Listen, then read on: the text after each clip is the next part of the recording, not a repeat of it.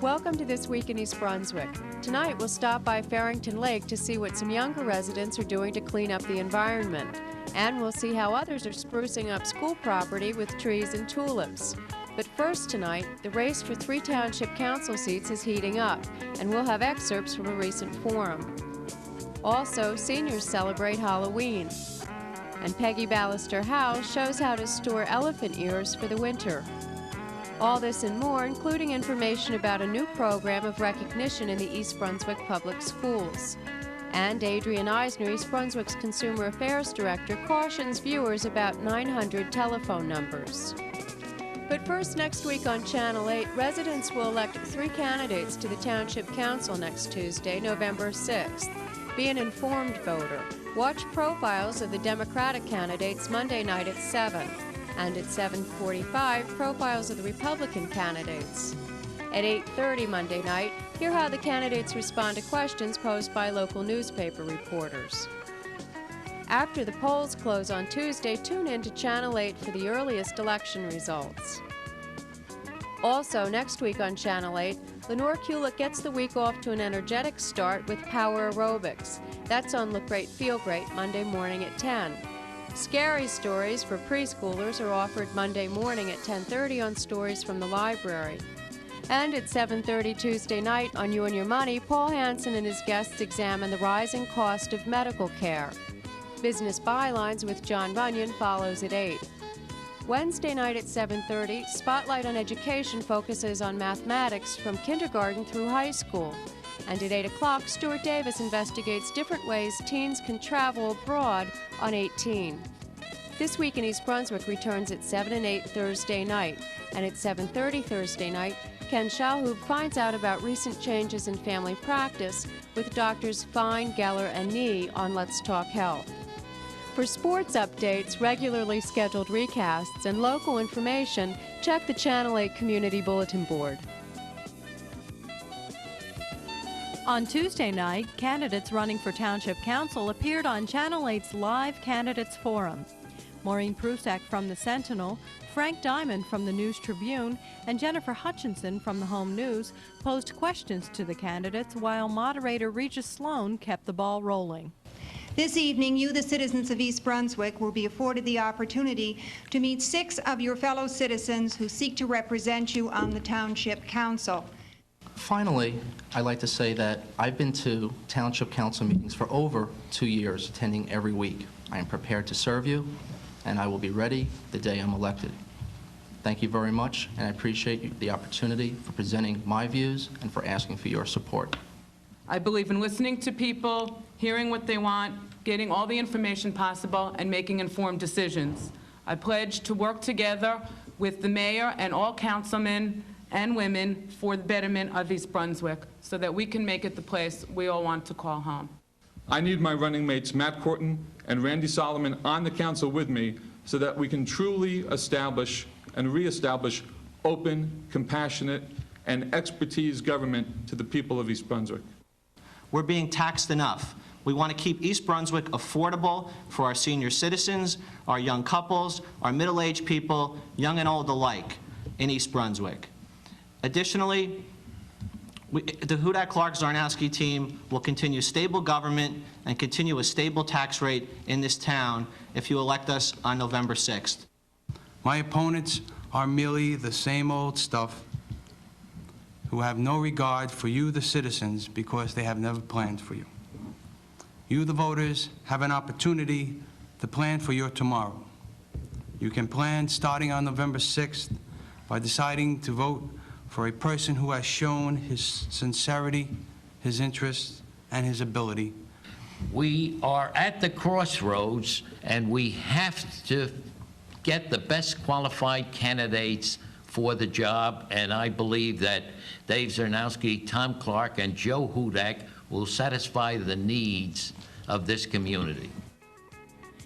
If you missed the East Brunswick Council Candidates Forum, you can watch it again on Saturday, November 3rd at 11:30 in the morning and Monday, November 5th at 8:30 in the evening, right here on Channel 8.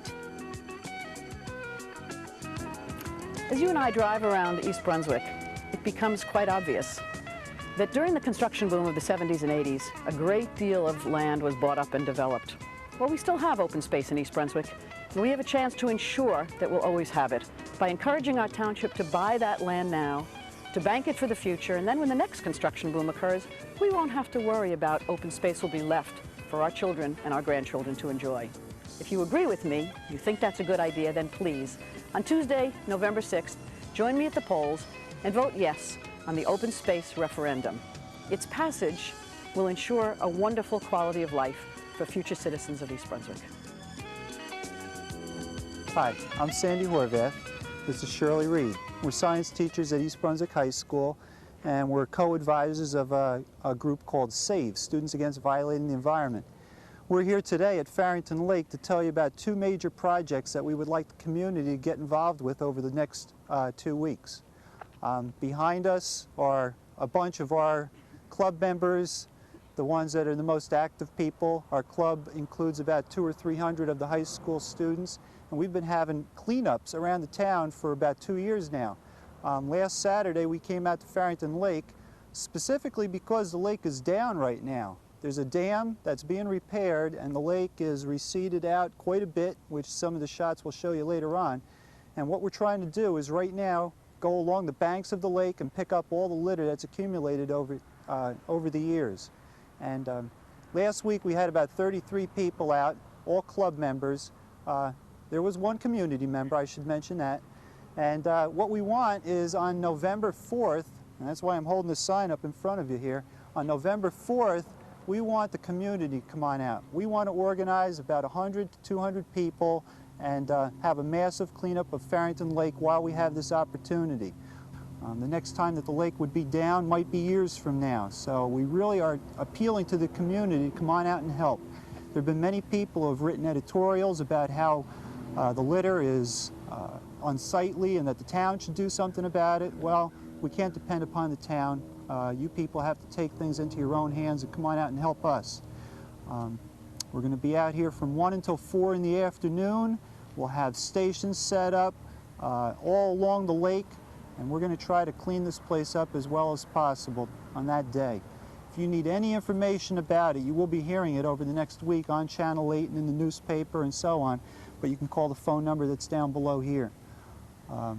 We also have another project that we're currently planning, which Shirley Reed will tell you all about. Okay, the project is in conjunction with the group of scientists, which is called the Union of Concerned Scientists. And their goal is to reduce the amount of CO2 that's put into the atmosphere by 1 billion pounds. They would like as many people as possible to cooperate in helping to reduce the amount of CO2. What we plan on doing is running a contest with our high school students so that we would ask them to go out to you as a community to sort of commit yourself that you would reduce the amount of CO2 that you yourself put into the environment. So I guess what I'm asking you is that when a student, from East Brunswick High School comes up to you and asks if you would give them a minute or two of your time, of their time or your time, that you would listen to what they have to say. The importance of reducing the amount of CO2 is simply to reduce the amount of global warming that is occurring. Right now on the community bulletin board there is a message being displayed that you can contact a S.A.V.E member, Pete Morgan. The phone number is 390-1497. If you're interested in more information, feel free to contact him and just help us out. Thank you. Hi, I'm Amy Fisher. I'm the Director of Community Relations for the school system. And today I'm at Frost School with Dr. Kenneth Burnett, the principal, and Nancy Paulson, the PTA president. Hello. Good morning. Hi, Amy. Amy. Dr. Burnett, what's happening here today? Okay. Our children are beginning their planting of the narcissus bulbs as part of our outdoor education development in the courtyard area here. Through our PTA, we were able to obtain enough bulbs so that every child in the school and every staff member will have an opportunity to plant bulbs now, which will hopefully bloom in the spring and continue the activities here in the courtyard. That's great. Now, this is part of a major project. Nancy, would you tell us about what the PTA is doing this year? Sure. We're fortunate enough in celebrating our 25th anniversary, we were hoping for some type of project that would carry on, a project that would be a give back from the students to the school that would carry on. And our theme was 25 years and growing. And so that just naturally went into a project where we could grow things and where the students could participate in that growth. So we developed an environmental educational project that 2 of our faculty actually participated in a workshop and got a federal grant to develop the curriculum, and then the PTA, who were also interested in gardening and beautification. I have to say, Dr. Burnett and I enjoy that type of activity, and many of us do. And we thought that this was a great opportunity to provide an area in the courtyard that hadn't been utilized before, where instead of going into the woods, the students could actually come to the courtyard and have an educational center and watch the different seasons change, see the different leaves, and participate in the planting. Now you have bought all of this, all of these trees and shrubs, and could you tell us about the day that you planted everything? It was a very exciting day here. Oh, it was controlled chaos. We really did have a fine time. The turnout was great. We had over 75 families participate, and a lot more who didn't have conflicts with soccer probably would have enjoyed being here. We had a lot of deliveries. We had backhoes, we had bulldozers, and we had a parent with a shovel, a child, and a rake. And it was wonderful the way everyone really participated together. It was really a good feeling. We still have that good feeling about it. This is one of the major donations I think any PTA has ever made to a school. How does it affect the rest of the school, Ken? Well, I've never seen a project which I think has so pulled together the school and the community. You know, parents have been involved, children have been involved, staff members have been involved, and the spirit, the enthusiasm, I think, are just evidenced by the ideas. And almost every week somebody comes to me and says, hey, why don't we do this? Why don't we do that? And in a sense, the project has just continued to grow and, to use a pun, blossom here in the courtyard. And I think we're all just very proud and feel good about it. That's really great. When you celebrate the 50th anniversary, these trees will all be very large, and I think... I hope I'm still around, at least. I hope so, too. We could be in the time capsule by then. Okay, well, thank you very much for being here. Thank you, Amy.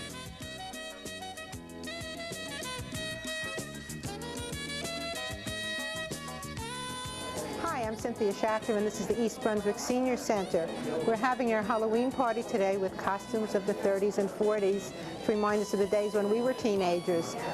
I'd like to invite you all to come to our Holiday Bazaar, which will be held here at the Senior Center on Sunday, November 18th. We have lots of homemade items, baked goods. You can do all of your holiday shopping with us. Have a good holiday. Goodbye.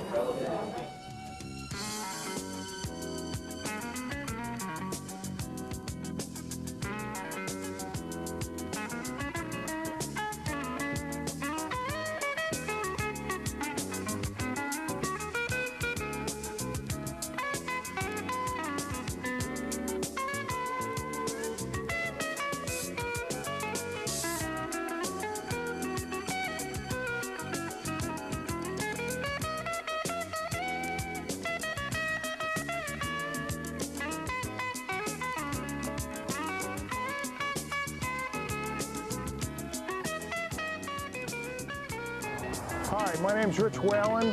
I'm president of the East Brunswick Baseball Managers Association. We're here at East Brunswick Baseball Managers Complex on Dunham's Corner Road. We are currently running a fall baseball program which 120 players are participating. We've played about 10 games, and we're currently, tonight is the championship round of our playoffs. I think most of the kids are enjoying fall baseball, and up until last night we've had real nice weather. It's been warm. It's a little chilly tonight for baseball, but I think all the kids are enjoying themselves. Yes, the East Brunswick Baseball Managers are going to have their registration for spring baseball November 3rd at our clubhouse on Dunham's Corner Road between 10 o'clock in the morning and 2 o'clock in the afternoon. Any residents of the town between the ages of 6 and 18 years old are welcome to register with the East Brunswick Baseball Managers.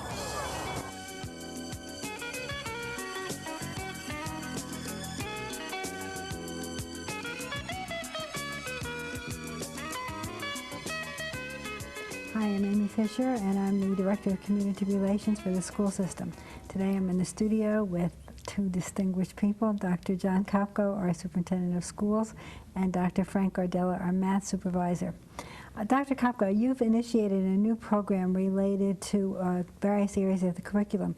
What does it involve exactly? Well, basically, Amy, it involves the recognition and emphasis of subject areas, content areas within our schools during specific months of the year. What we intend to do is select, which we've already done, we've selected 4 curriculum areas, namely mathematics, language arts, reading, and social studies, and we intend to emphasize specific activities, with our students during specific months to recognize those areas. And Dr. Gardella, the first curriculum month we have is Mathematics Month in November, and you have some exciting things planned. Could you tell us about some of them? Surely. One of the things, as I have said often, problem solving is a very big objective in our mathematics program. One of the things we will be doing is in every classroom in mathematics we will be having a problem of the day in which children can look at some mathematics or mathematical thinking. It doesn't necessarily have to be a computation problem, and try to solve it, things like that. Another thing is, of longer duration, we will have also in those same classes is a problem of the week. So there'll be 2 contrasting types of problems. One a little more involved than the other. Obviously the problem of the week will be a little more involved to just keep people thinking about mathematics.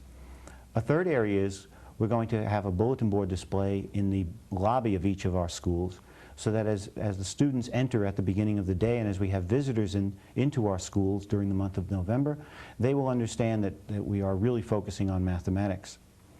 One of the issues that we've raised is the idea of ethnic diversity of East Brunswick, and one of the things we're going to be doing is collecting from the various people of East Brunswick ways of counting to 10 and how they have done it either themselves as students in another country and now have moved into East Brunswick, or possibly the way the people that they know of in those other countries have done it.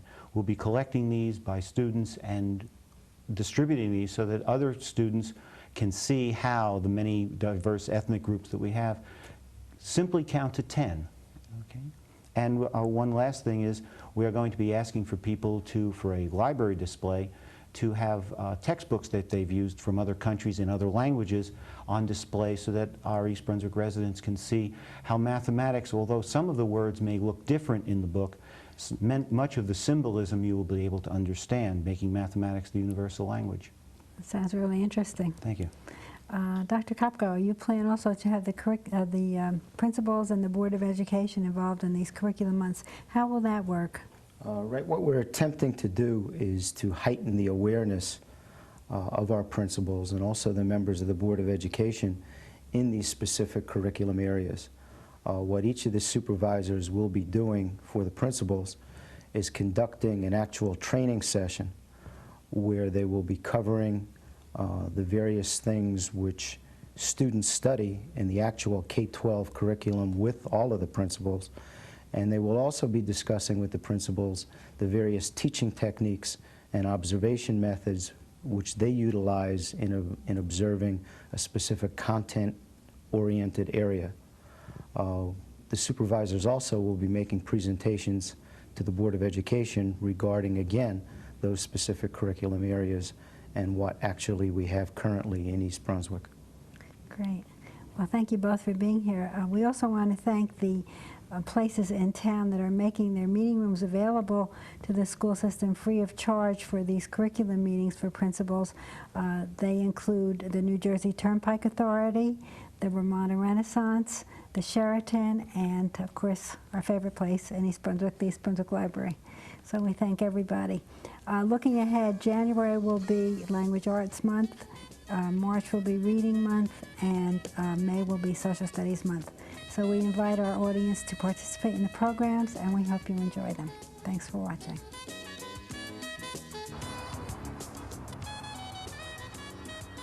Hi, I'm Peggy Ballister-Howells. We're here in the alleyway. If you were with us in the spring, you remember when we planted these wonderful impatiens. They certainly are full of color and very pretty right now. Unfortunately, the first frost will do them in, and as the season draws to a close, we have to start taking out some of the things that we planted in the spring. Now, the elephant ear is here. Has to come out. It's big, it's magnificent, but even it's beginning to show the colder weather as it sets in. We're going to have to dig that out right now and put her away for the winter. So we're going to work on that in just a minute. We're back again with this elephant ears, and it's just got to come out. We're going to remove the leaves first, and we'll put them on the compost pile, of course, and then we'll dig out the root from underneath. Each year, this plant gets so large that the roots themselves begin to almost double in size. So next year we'll have plenty more to plant. Of course, you want to store them in a place over the winter where it'll be cool so that they don't respire too much, but not so cold that they'll be in any risk of freezing. Remember, they are tropical in nature and very sensitive to cold weather. Now, if you wait until a frost nips them, which you can do before you dig them out, sometimes they get very mushy all the way down. And then that makes them more difficult, and you have to dry them out even more carefully to make sure that they don't rot. Okay, that pretty much gets out the leaves. You can see there's a couple more down there, but not to worry about them. Those are just little guys. And you want to be very careful. Move the wood chips away. You don't want the wood chips to get tilled into the ground if you can avoid it.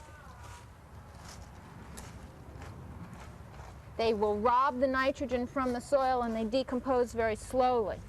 So let's see. Start about here. You want to go deep before you lift so that you get under the large, round root that's under there.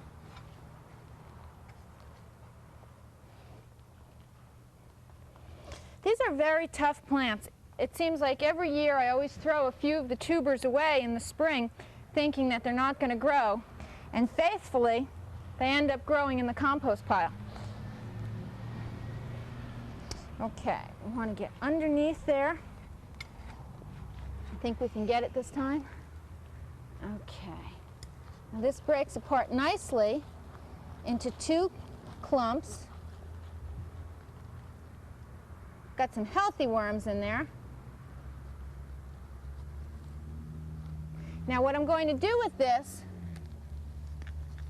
is let them dry, not in the sun, but in a warm spot to get all the extra moisture out, and so the tops of these begin to dry. And then I will keep them probably in the garage until, say, early December, and then I'll move them inside into an unheated attic. That way they'll be outside while it's cool, and then before they get actually run the risk of being frozen, they'll come inside where, again, it'll stay cool in the attic, but they will be very unlikely to freeze. Okay? We'll plant you guys again next spring, see how you do.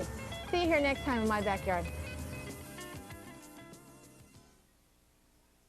Hi, I'm Concetta Tomei. Through the eyes of Lila Garreau on TV's China Beach, I know the critical role played by the operating room nurse. Before, during, and after surgery, these highly specialized registered nurses respond with knowledge and compassion. They're dedicated to the profession and to their patients' physical and mental well-being. Operating Room Nurse Week recognizes OR nursing contributions to nursing science and patient care throughout history. We invite you to get involved with this exciting and rewarding nursing specialty. Hello, and welcome to Consumer Aware. I'm Adrienne Eisner, Director of the East Brunswick Consumer Affairs Office. The 900 number is a new twist in telemarketing, where you may pay for the sales pitch along with the telephone call. By dialing a 900 telephone number, you can order products, vote in an opinion poll, get financial tips, talk to a willing stranger, and more. To do these things, you pay a flat fee for the entire call or for each minute that you stay on the phone. If you know exactly what you are getting and how much you'll be charged, 900 numbers can be a perfectly good way to do business. But the FTC, the Federal Trade Commission is investigating complaints that some consumers have been charged excessively for 900 services or have not received the services advertised. Here is what you need to watch out for with 900 numbers. Some scams entice you to call a 900 number without first telling you how much you will be charged for the call.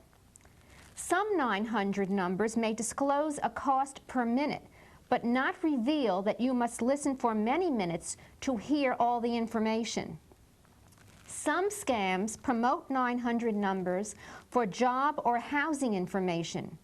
Once you place the call, you are told that the job or house is already taken. Some television promotions encourage children to call 900 numbers for free gifts or stories. Teenagers may call 900 talk lines to chat with other teens, usually at a cost per minute charge. Children may make these calls without telling their parents or understanding that the phone call costs money. Parents have received phone bills of thousands of dollars in this way. 900 number scams are constantly changing. Here is how you can protect yourself. Know precisely what the 900 call will cost before you make the call. Deal only with reputable companies. Think twice before calling a 900 number for a so-called free gift. Don't confuse 900 numbers with 800 numbers. You pay for the 900 call. The company pays for the 800 call. Check your phone bill for any 900 number charges and make sure that any phone charges on your bill are accurate. If you need any further information about the 900 numbers or have any other consumer-related questions or problems, please be sure to call us at the East Brunswick Consumer Affairs Office. We are in the office Monday through Friday from 9 a.m. until 5 p.m. The telephone number is 390-6954. Thank you for joining me on Consumer Aware. See you again next time.